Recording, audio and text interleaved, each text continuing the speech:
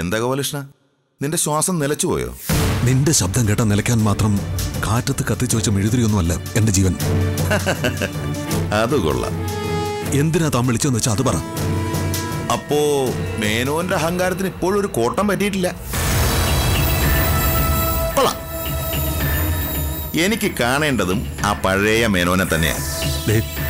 താൻ കാര്യം എന്താണെന്ന് വെച്ചാൽ പെട്ടെന്ന് പറ.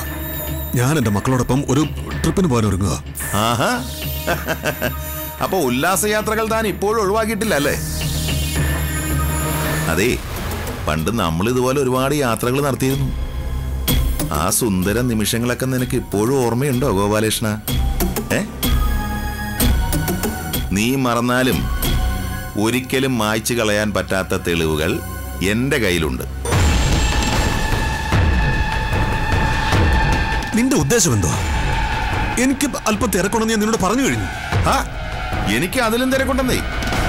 അതുകൊണ്ട് എത്രയും പെട്ടെന്ന് നമ്മൾ തമ്മിൽ നേരിൽ കാണണം. നോ, ഞാൻ തിരിച്ചു വരാതെ കാണാൻ പറ്റില്ല. എങ്കിൽ നിന്റെ യാത്രയുടെ മധ്യം ഞാനും ഉണ്ടാവും.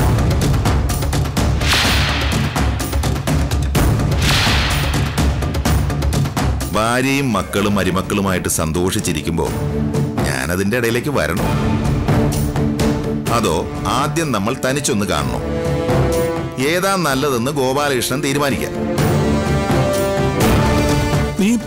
നീ എന്നും എനിക്കൊരു തലവേദനയാണല്ലോ. ഈ തലവേദന നമുക്ക് ഇതോടെ തീർക്കാം. തീർത്തിട്ട് ഈ സിയാദ് തിരിച്ചു പോകും. ബീച്ച് റോഡ് റെസ്റ്റോറന്റിൽ നമ്മൾ ഉടനെ മീറ്റ് ചെയ്യുന്നു. ഉടനെ എന്ന് പറഞ്ഞാൽ ഉടനെ. ഓക്കെ? Hello hello hello.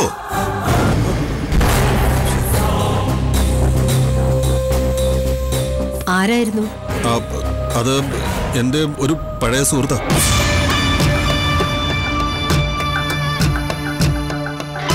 കൃഷ്ണേട്ടാ, എന്താ വല്ലാതെ? എന്തെങ്കിലും പ്രശ്നമുണ്ടോ? അയാൾക്ക് അത്യാവശ്യമായിട്ട് എന്നെ ഒന്ന് നേരിൽ കാണണമെന്ന്. ഇപ്പോഴോ? നമ്മൾ പോവല്ലേ? അത് നീ പറഞ്ഞതുപോലെ നമ്മൾ പോണോ? അവര് പോയിട്ട് വരട്ടല്ലേ? അതെങ്ങനെയാ?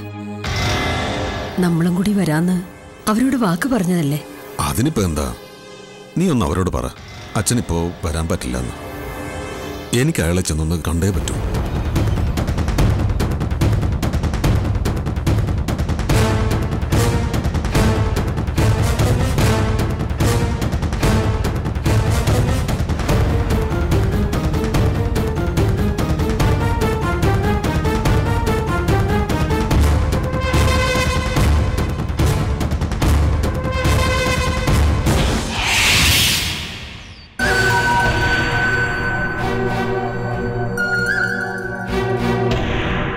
ഇതെന്താ അരുണേട്ടൻ ഇവിടെ വന്ന് നിൽക്കുന്നേ?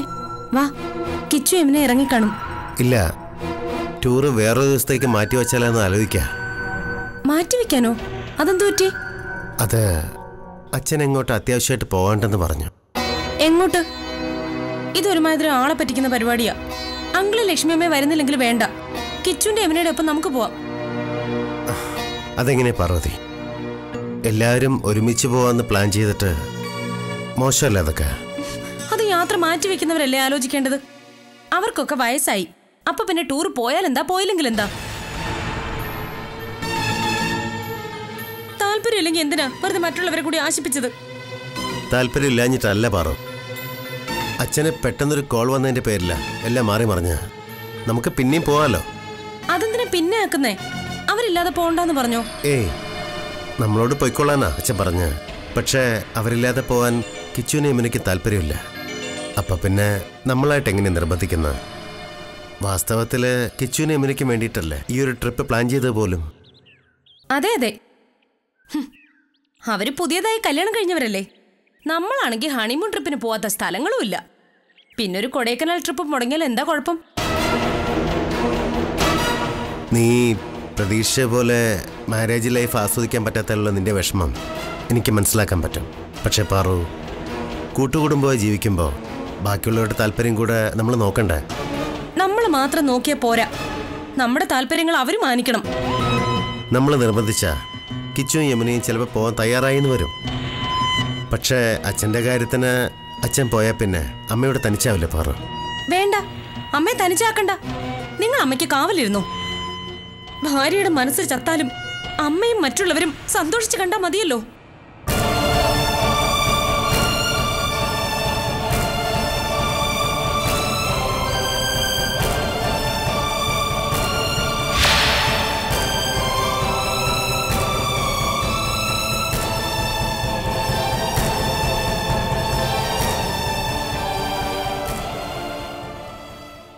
ദേ, നിങ്ങളില്ലെങ്കിൽ പിള്ളേരാരും പോകുന്നില്ലെന്നാ പറയുന്നത്. ആളെ കണ്ടിട്ട് പെട്ടെന്ന് തിരിച്ചു വരുമോ? ഞാൻ നിന്നോട് പറഞ്ഞില്ലേ ലക്ഷ്മി, ഒരു സീരിയസ് കേസാ. അത്രേ പറഞ്ഞുള്ളൂ. എന്താന്നും ഏതാന്നും ആരാ വിളിച്ചെന്നൊന്നും പറഞ്ഞില്ല. ശ്ശടാ, അതൊക്കെ വന്നിട്ട് പറയാം. ഒരു വഴിക്ക് പോകുമ്പോ നീ ഇങ്ങനെ സങ്കടം കാണിക്കില്ലേ ലക്ഷ്മി? കുടുംബത്തോടെയുള്ള ഒരു യാത്ര മുടക്കിയിട്ടില്ലേ നിങ്ങൾ പോകുന്നത്? എന്റെ കാര്യം പോട്ടെ, കുട്ടികൾക്ക് എത്ര വിഷമം ഉണ്ടാവും. അതിന് യാത്ര മുടക്കണമെന്ന് ഞാൻ പറഞ്ഞില്ലല്ലോ. നീ അവരുടെ കൂടെ പോയാ പോരെ? അങ്ങനെ ഇപ്പൊ വേണ്ട. പോകുന്നെങ്കിൽ ഒരുമിച്ച്, അല്ലാതെ ഞാൻ ഒറ്റയ്ക്ക് എങ്ങോട്ടുമില്ല. ശരി, ഞാൻ കഴിവതും വേഗം വരാൻ നോക്കാം. അഥവാ വൈകിയാണെങ്കിൽ വേറൊരു ദിവസം പോകാമെന്ന് അവരോട് പറ. അതൊക്കെ കൃഷ്ണേട്ടൻ വന്നിട്ട് പറഞ്ഞാൽ മതി. എനിക്കിനി അവരുടെ മുഖത്ത് നോക്കാൻ വയ്യ.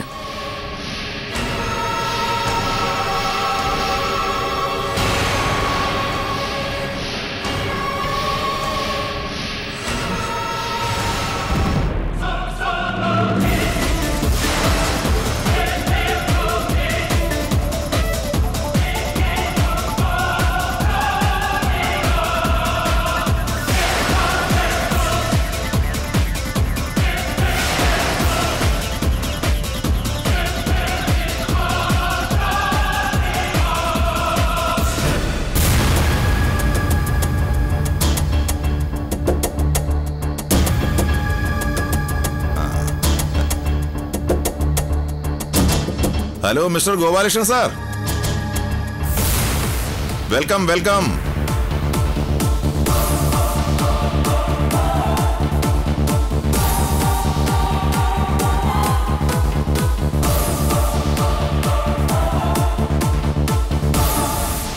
സിയാദ്? അത് കൊള്ളാം, ഞാൻ തന്നെ സിയാദ്. എനിക്ക് പെട്ടെന്ന് മനസ്സിലായില്ല.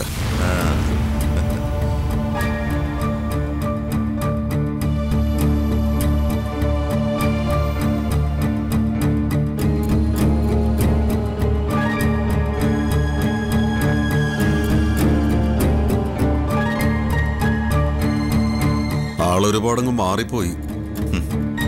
വർഷങ്ങൾ കുറെ ആയില്ലേ സാറേ നേരി കണ്ടിട്ട്, അതുകൊണ്ട് തോന്നുന്ന.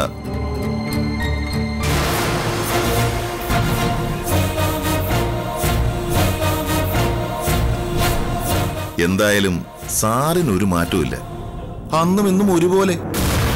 സിയാദ് എവിടെയായിരുന്നു ഇതുവരെ? ഓ, അങ്ങനെ കൃത്യമായിട്ടൊരു സ്ഥലം പറയാൻ പറ്റില്ല. പല പല നാടുകൾ, പല പല ആളുകൾ, പല ജോലികൾ. അവസാനം ഇവിടെ ഗോപാലകൃഷ്ണൻ സാറിന്റെ അടുത്തെത്തി. സിയാദ് ഒരു ദിവസം സാറിനെ തേടി വരുമെന്ന് സാർ ഒരിക്കലും പ്രതീക്ഷിച്ചിരുന്നില്ല അല്ലേ? അല്ല, അത് അങ്ങനെ പ്രതീക്ഷിക്കാവുന്നൊരു ബന്ധം നമ്മൾ തമ്മിലില്ലായിരുന്നല്ലോ. അത് ശരിയാ. നിങ്ങൾ അന്നും കോടീശ്വരനായിരുന്നല്ലോ, ഞാനോ വെറും ഒരു ദരിദ്രവാസി. ബിസിനസ് പൊളിഞ്ഞ് കടക്കണിയിൽപ്പെട്ട് പാപ്പരായവൻ. സാറേ, ഈ പണക്കാരെപ്പോഴും ഇങ്ങനെയാ. അവരെക്കാളും ചെറിയവരെ അവരൊരിക്കലും തിരിഞ്ഞു നോക്കില്ല. പക്ഷേ എനിക്ക് ഗോപാലകൃഷ്ണൻ സാറിനെ മറക്കാൻ പറ്റൂ? സിയാദ്, നിനക്ക് അന്നേ എൻ്റെ മേൽ എന്തൊക്കെയോ തെറ്റിദ്ധാരണകളുണ്ടായിരുന്നു. അത് ഞാൻ തിരുത്താൻ ശ്രമിച്ചപ്പോഴൊന്നും നീ എനിക്ക് പിടി തന്നില്ല. അത് മനസ്സിൽ വെച്ചിട്ടാണോ ഇപ്പൊ സംസാരിക്കുന്നത്? അപ്പോ സാറിനെല്ലാം ഓർമ്മയുണ്ട് അല്ലേ? എനിക്ക് തോന്നി. അല്ലെങ്കിൽ പിന്നെ ഞാൻ വിളിച്ച ഉടനെ സാറിന് ചാടി ഇറങ്ങി വരൂ. അയ്യോ, എന്ന് വെച്ചാൽ സാർ പേടിക്കൊന്നും വേണ്ട. നമുക്ക് പറഞ്ഞു തീർക്കാവുന്ന പ്രശ്നങ്ങളും പരിഭവങ്ങളും മാത്രമേ എനിക്ക് സാറുമായിട്ടുള്ളൂ. എന്താണെങ്കിലും സിയാദ് പെട്ടെന്ന് പറയണം. ഞാൻ കുടുംബസമേതം ഒരു യാത്ര പോകാൻ തുടങ്ങിയാണെന്ന് പറഞ്ഞില്ലേ? സാറിന്റെ കുടുംബം ഇപ്പൊ വലിയ ഹാപ്പിയാണല്ലേ, അല്ലേ? പക്ഷേ സാറേ, എനിക്കിപ്പോ കുടുംബമേ ഇല്ല. ഞാൻ അവളെ അന്ന് ഉപേക്ഷിച്ചു. അവളെന്ന് പറഞ്ഞ ആരാണെന്ന് മനസ്സിലായോ? രുക്മിണി. മതത്തിന്റെ മതിൽക്കെട്ടുകൾ ഭേദിച്ച് ഞാൻ അവളെ സ്വന്തമാക്കുമായിരുന്നു. പക്ഷേ ഗോപാലകൃഷ്ണൻ മുതലാളിയുടെ കുടുംബത്തിൽപ്പെട്ട ഒരു പെണ്ണ് ഒരു മുസ്ലിമിന്റെ കൂടെ പോകുന്നത് നാട്ടിലെ പ്രമാണിയായ ഗോപാലകൃഷ്ണൻ സാറിന് നാണക്കേടായിട്ട് തോന്നി. സിയാദ്, ഇതാ ഞാൻ പറഞ്ഞത്, നിനക്ക് എന്നോട് തെറ്റിദ്ധാരണകൾ ഉണ്ടായിരുന്നു എന്ന്. ആരുമില്ലാത്ത പെൺകുട്ടിക്ക് നീ ഒരു ജീവിതം കൊടുക്കുന്നതിൽ എനിക്ക് സന്തോഷമേ ഉണ്ടായിരുന്നുള്ളൂ. പക്ഷേ നിന്റെ ഉദ്ദേശം വേറെയാണെന്ന് മനസ്സിലായപ്പോ എനിക്കതിനെ എതിർക്കേണ്ടി വന്നു. എന്റെ ഉദ്ദേശം മാറിയതെപ്പോഴാ? നിങ്ങൾ അവളെ രക്ഷകർത്താവിന്റെ സ്ഥാനം സ്വയം ഏറ്റെടുത്ത് നിങ്ങൾ അവളെ എവിടേക്കാ കൊണ്ടുപോയി? സിയാദ്, വേണ്ട, ഒച്ച വെക്കണ്ട. നിങ്ങളുടെ അവളെ നശിച്ചു എന്ന് ഉറപ്പായപ്പോഴാ ഞാൻ അവളെ ബോംബെ കൊണ്ട് വിൽക്കാൻ ശ്രമിച്ചത്. നിർത്തടാ. ഇല്ലാത്ത കഥകൾ മെനഞ്ഞുണ്ടാക്കി നീ എന്നെ ബ്ലാക്ക്മെയിൽ ചെയ്യാൻ വന്നിരിക്കുകയാണോ? നീ വിളിച്ചപ്പോ ഞാൻ വന്നത് രുക്മിണിയെ കുറിച്ച് എന്തെങ്കിലും കാര്യം നിനക്ക് അറിയാമോന്നറിയാൻ വേണ്ടിട്ടാ. അല്ല, ഈ രുക്മിണിയെ കുറിച്ച് അറിയാൻ സാറിന് എത്ര വലിയ താല്പര്യം? അവളോടുള്ള സ്നേഹമോ, അതോ അവള് പഴയ കണക്ക് ചോദിച്ചു വരുന്നുള്ള പേടിയോ? തനിക്കെന്താ ഭ്രാന്താണോ? അവളെ പേടിക്കാൻ മാത്രം യാതൊരു കണക്കും ഞങ്ങൾ തമ്മിലില്ല. അഥവാ ഉണ്ടെങ്കിൽ അത് തീർക്കാനും എനിക്കറിയാം. ഇല്ല സാറേ, കോടികൾ കയ്യിലുണ്ടായാലും ചില കണക്കുകൾ തീർക്കാൻ അത് ഉപയോഗപ്പെടില്ല. ഏത് വലിയ കള്ളനും ഒരു നാൾ ഒരു തെളിവ് ബാക്കി വെക്കുന്ന കേട്ടിട്ടില്ലേ? അതുപോലെ പണം കൊണ്ട് മാച്ചു കളയാൻ പറ്റാത്തൊരു തെറ്റിന്റെ തെളിവ് സാറിന്റെ ജീവിതത്തിൽ ബാക്കിയുണ്ട്. 1 മിനിറ്റ്.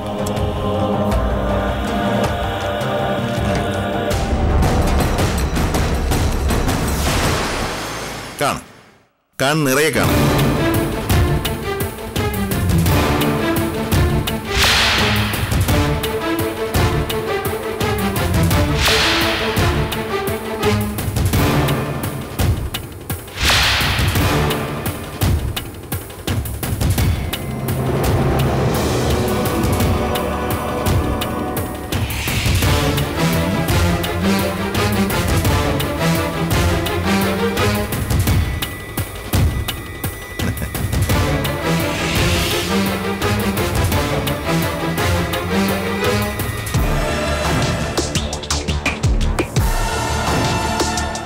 അതെ സാറേ, ഇപ്പൊ ഗോപാലകൃഷ്ണൻ സാർ എന്ത് പറയുന്നു?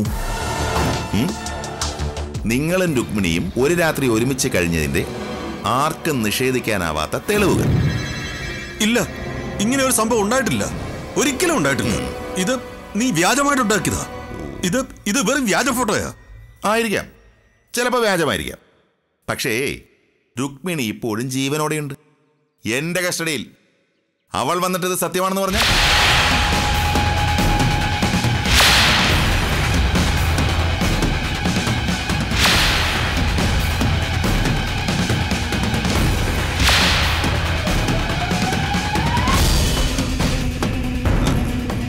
സാറേ, ഞാനിത് കാണിക്കേണ്ടവരെ കാണിക്കാം.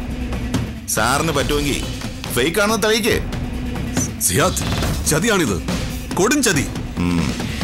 എന്നെ ഇങ്ങനെ ബ്ലാക്ക്മെയിൽ ചെയ്യാൻ മാത്രം ഞാൻ എന്ത് തെറ്റാ നിന്നോട് ചെയ്തത്?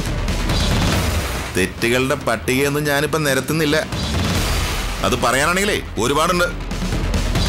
അവസരങ്ങൾ വരുമ്പോ ഞാൻ ഓരോന്നായിട്ട് പറഞ്ഞോളാം. ഇപ്പൊ ഇത് കാണിക്കാനാ ഗോപാലകൃഷ്ണൻ സാറെ ഞാൻ ഇങ്ങോട്ട് വിളിച്ചത്. ഇതുമായിട്ട് ഞാൻ ഇവിടെ തന്നെ ഉണ്ടാവും സാറേ, ഈ നാട്ടിൽ തന്നെ. എൻ്റെ നമ്പർ കയ്യിലില്ലേ? എന്തെങ്കിലും ആവശ്യമുണ്ടെങ്കിൽ എന്നെ വിളിച്ചാൽ മതി. ഓക്കെ, കാണാം.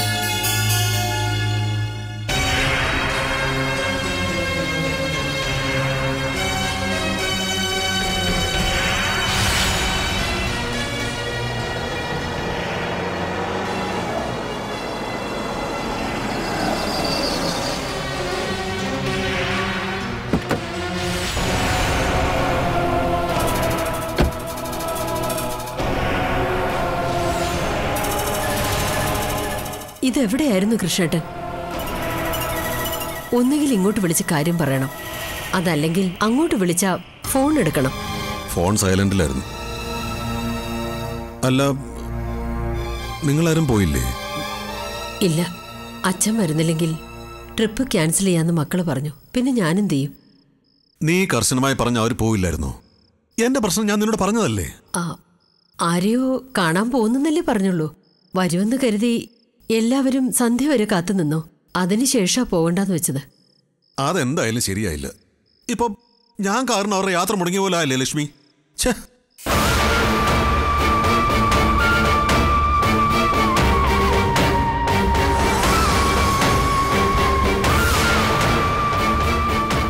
അങ്ങനെയൊന്നുമില്ല.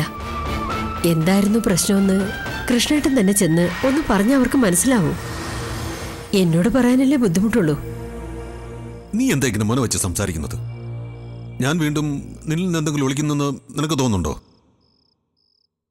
ഞാൻ എന്ത് വിചാരിക്കുമെന്നോർത്ത് കൃഷ്ണേട്ടൻ ടെൻഷൻ ആവണ്ട. മക്കൾക്ക് എന്തെങ്കിലും തെറ്റിദ്ധാരണ ഉണ്ടെങ്കിൽ അത് തിരുത്തി കൊടുത്താൽ മതി. അവര് ആരും ഉറങ്ങിക്കാണില്ല. ഇപ്പൊ എന്തായാലും എനിക്ക് വയ്യ, നല്ല ക്ഷീണമുണ്ട്. രാവിലെയും ഞാൻ അവരെ കണ്ടോളാം. അല്ല, ഒന്നും കഴിക്കാനും വേണ്ടേ? വേണ്ട, എനിക്ക് നല്ല വിശപ്പില്ല. ഇവിടുന്ന് പോയ ശേഷം വല്ലതും കഴിച്ചോ? പിന്നെ കഴിക്കാതെ ഇത്ര നേരം ആരെങ്കിലും പട്ടിണി കിടക്കോ? ആ, നീ ഒന്നും കഴിച്ചില്ല, ഇപ്പൊ കഴിച്ചിട്ട് വാ. എനിക്കൊന്നും വേണ്ട.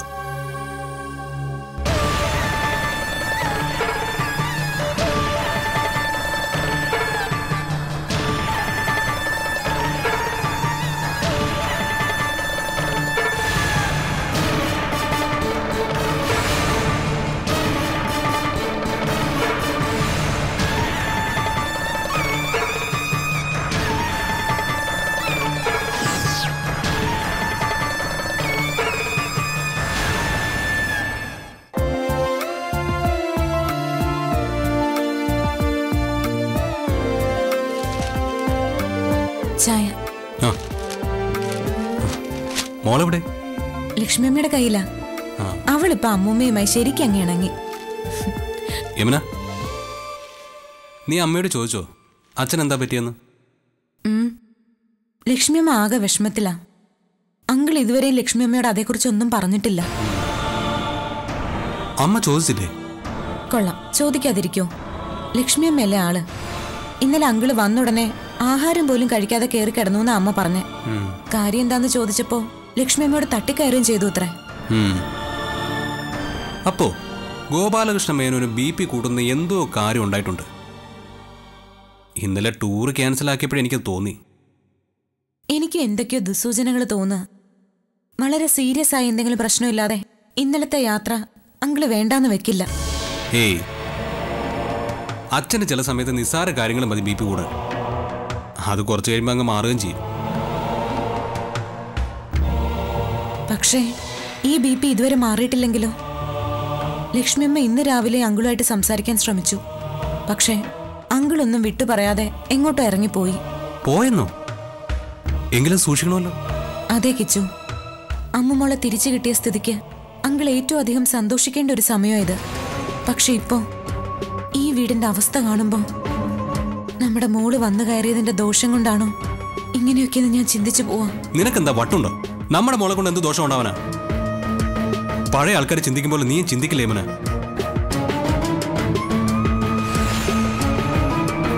അച്ഛൻ എന്താ സംഭവിച്ചതെന്ന് നമുക്ക് തിരക്കാം. അല്ലാതെ വെറുതെ എട്ടും പൊട്ടും തിരിയാത്ത കൊച്ചിന്റെ പേരിൽ ആ കുറ്റം ചുമത്തണ്ട. ഞാനങ്ങനെ കുറ്റം ചുമത്തിയതൊന്നും അല്ല കിച്ചു. എന്റെ മോളെ കുറിച്ച് ഞാനങ്ങനെ കരുതുവോ? അവള് വന്നു കയറിയ ഉടനെ വീട് ഇങ്ങനെ ആയതിന്റെ ഒരു വിഷമത്തിൽ പറഞ്ഞതാ. മോളെ കൊണ്ടുവന്ന ഉടനെ വലിയ സന്തോഷമായിരുന്നില്ല എല്ലാവർക്കും. പിന്നെന്താ?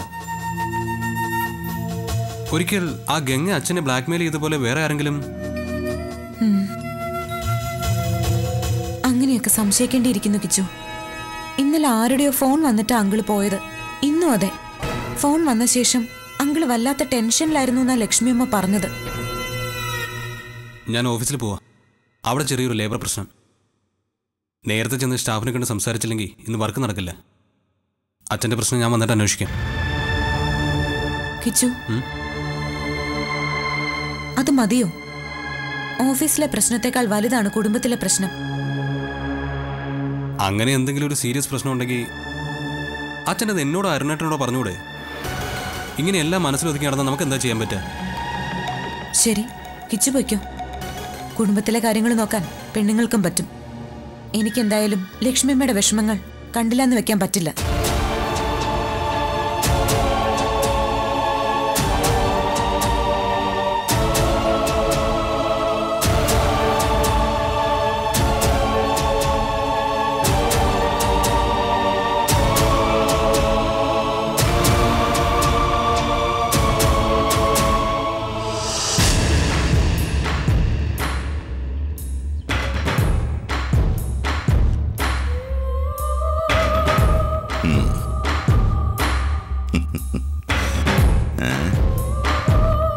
lakhs 10 ലക്ഷം.